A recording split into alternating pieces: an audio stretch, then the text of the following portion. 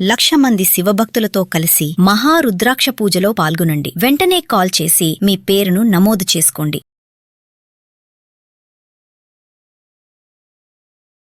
నమస్తే గురుగారు. నమస్కారం. పెళ్లి అనేది ఆల్రెడీ పైన నిర్ణయిస్తారు అని అంటారు. ఒక వ్యక్తితో నిర్ణయిస్తారు. ఈ మధ్య కాలంలో బాగా చూస్తున్నాం 2 పెళ్లిళ్ళు, 3 పెళ్లిళ్ళు కూడా ఉన్నాయి. మోసం చేసి 10 పెళ్లిళ్ళు కూడా ఉన్నాయి. మరి ఇలా ఇన్ని వివాహాలు చేసుకోవచ్చా? రెండో వివాహం అనేది చాలా కామన్ అయిపోయింది. ఈ రెండో వివాహం చేసుకోవచ్చా? రెండో వివాహం చేసుకోవచ్చా అంటే అమ్మ, ఈ రెండో వివాహం అసలు శాస్త్ర ప్రకారంగా ఏ సందర్భంలో చేసుకోమని చెప్పిందంటే, జీవిత భాగస్వామి మరణించినప్పుడు మాత్రమే రెండో వివాహం చేసుకోమని చెప్పింది. అంతేగాని ఉన్నదాన్ని చెడగొట్టుకుని స్వయంకృతాపరాధాల వల్ల కావాలని ఆ కాపురాన్ని కూలదోసుకుని రెండో వివాహం చేసుకుంటే అది దోషం, మహాపాపం కూడా. ఎప్పుడైనా జీవిత భాగస్వామి దూరం అయినప్పుడు అమ్మాయి కానీ పురుషుడు కానీ స్త్రీ కానీ వారి యొక్క సంతానాన్ని పెంచడానికి, సంతానం యొక్క అభివృద్ధి కోసం, వంశవృద్ధి కోసం, ఇప్పుడు పురుషుడు ఉంటాడు. వాస్తవంగా చాలా మందికి తెలియని విషయం ఏంటయ్యా అంటే, భార్య చనిపోయినటువంటి పురుషుడు ఎవరైతే ఉంటాడో భర్త, ఆ భర్తకి సంకల్పం చేసే అధికారం కూడా లేదు. కూర్చుని ఆచమనం చేసి దేవుడు పూజ చేసే అధికారం లేదు. కానీ ఒకవేళ భర్త చనిపోతే ఆ భార్య భగవన్నామస్మరణ చేసుకోవచ్చు, ఇంట్లో దీపారాధన చేసుకోవచ్చు, ఇంట్లో పూజ చేసుకోవచ్చు, చక్కగా స్తోత్రాలు పారాయణం చేయొచ్చు. ఎక్కడైనా ఫంక్షన్లు జరిగితే ముత్తైదువులు దంపతులు అక్షంతలు వేసిన తర్వాత చివరిలో వీళ్ళు కూడా వెళ్ళి అక్షంతలు వేయొచ్చు. కానీ పురుషుడికి అధికారం లేదు. ఎందుకు లేదయ్యా అంటే, పక్కన ప్రకృతి లేదు కాబట్టి పురుషుడికి విలువ లేదు. దాన్ని ఇటుగా మార్చేశారు. మార్చేసి ఆ ఆపాదనంతా కూడా స్త్రీ మీద రుద్ది, ఆవిడని చూస్తే పాపం, ఆవిడ ఎదురుస్తే పాపం, ఇలాంటివన్నీ కూడా కొన్ని ఈ ఆచారాల ప్రకారంగా, శాస్త్రంలో లేదు, ఆచారాల ప్రకారంగా కొంతమంది పెద్దలు గతంలో కావాలని రుద్దినటువంటి సాంప్రదాయాలు ఇవన్నీ. కాబట్టి స్త్రీకి ఒకవేళ పూర్వకాలంలో ఏమిటయ్యా అంటే, భర్త ఇక్కడ చాలా అంటే ఎందుకు చేసుకోకూడదు స్త్రీ వివాహం భర్త మరణించిన తర్వాత అని పూర్వం ఎందుకు చెప్పా, ఇప్పుడు అందరూ చేసుకుంటున్నారు. దానికేం లేదు. ఎందుకంటే స్త్రీ కానీ ఒక పురుషుడు కానీ సంతానం ఉన్నప్పుడు ఆ సంతానాన్ని అభివృద్ధి చేసుకోవడం కోసం ద్వితీయ వివాహం, అది కూడా మరణిస్తేనే చేసుకోవాలి.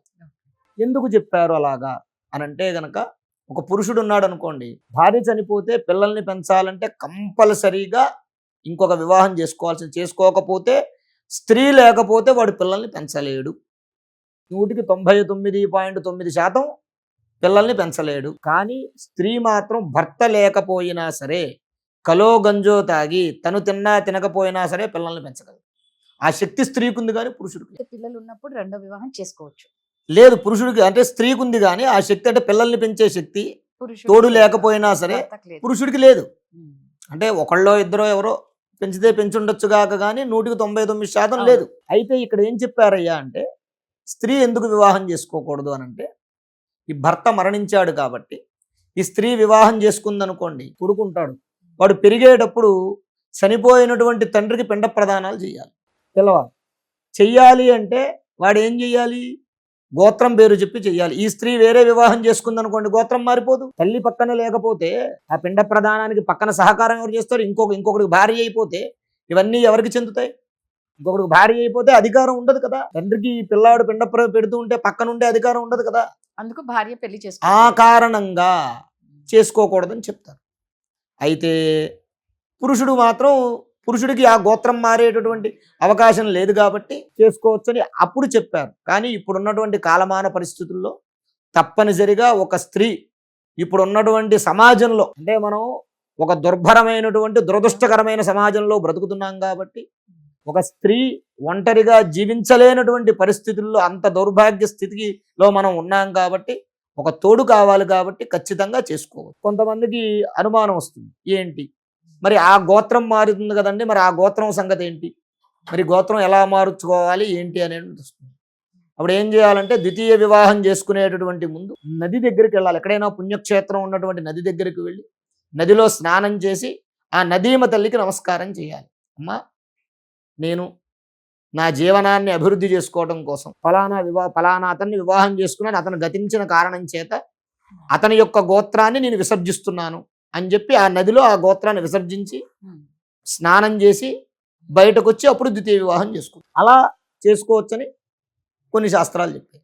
కాబట్టి ఆ పరంగా చేసుకోవాలి తప్ప, అంటే జీవిత భాగస్వామి మరణిస్తేనే ద్వితీయ వివాహం యొక్క ఫలితం. జీవిత భాగస్వామి మరణించకుండా ద్వితీయ వివాహం చేసుకుంటే ఏ విధమైన ఫలితం ఉండదు. అంటే మీరు అన్నట్లు పూర్వము ఈ గోత్రాల కోసం మాత్రమే ఇంట్లో ఉన్న ఆడవాళ్ళకి అంటే భార్యకి పెళ్లి చేసుకోకూడదు. అంటే వంశవృద్ధి అనేటటువంటిది నాశనం అయిపోతుంది అక్కడతోటి. ఉమ్. ఎందుకంటే వాడి పిల్లాన్ని ఆవిడ తీసుకెళ్ళిపోవాలి. పిల్లవాడు లేకుండా ఆవిడ జీవించలేదు కదా. అప్పుడు ఆవిడికి ఏంటయ్యా అంటే ఈ పిల్లవాడు తండ్రికి పిండ ప్రదానం కానీ పితృకార్యాలు కానీ చేసేటప్పుడు ఎవరిలో ఒకళ్ళు స్త్రీ పక్కన ఉండాలి. భార్య లేకుండా వాడికి చేసే అధికారం లేదు. ఉమ్. వివాహం కాకముందు తల్లి పక్కన ఉండాలి ఖచ్చితంగా పురుషుడికి. వివాహం అయిన తర్వాత భార్య పక్కన ఉండాలి. కాబట్టి ఖచ్చితంగా ఆ గోత్రం యొక్క ఎప్పుడైతే వీడికి అధికారం పోతుంది కాబట్టి అది నాశనం అయిపోతుందని, తద్వారా ఏమవుతుంది, ఈ పితృకార్యం అది సరిగ్గా చెయ్యకపోతే ఆ చనిపోయిన అతని యొక్క ఆత్మ ఘోషిస్తుంది. ఘోషించి అది పితృదోషంగా పడుతుంది. ఆ పితృదోషంగా పట్టి వివాహం చేసుకున్నందుకు అవతల ఆవిడ సుఖంగా ఉండదు, వీడు పితృకార్యం చెయ్యనందుకు వీడు సుఖంగా ఉండడు. సుఖం లేని జీవితం ఎందుకు? అందువల్ల వివాహం చేసుకోకూడదు చేసుకోవాలి అంటే మీరు చెప్పిన చేసుకోవాలి అంటే నేను గోత్రాన్ని చెప్పిన విధంగా విసర్జించాలి. గోత్రాన్ని విసర్జన చేసి అప్పుడు చేసుకోవాలి. చాలా చక్కగా చెప్పారు గురుగారు. ధన్యవాదాలు. శ్రీ మహాగణాధిపతయే నమః.